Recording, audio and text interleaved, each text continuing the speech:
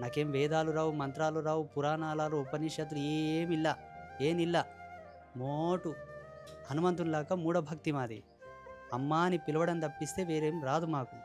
ఆ భక్తితోనే ఇంతవరకు నడుస్తుంది. ఆగమైన నాడు, ఆ కాలం నాడు ఎవరన్నా వచ్చి ఒక రేకు తెచ్చి ఒక గుడిసేసి ఇచ్చిండ్రా? లేకపోతే ఏదన్నా ముందు బాట చూపించిండ్రా? ఇప్పుడు ఏం హక్కుంది మీకు కామెంట్ పెట్టడానికి? మీకు ఇష్టం ఉంటే రారి, లేకపోతే మీ ఇంట్లో మీరుండండి. మీకు ఇంకా చాలామంది గురువులున్నారు బయట.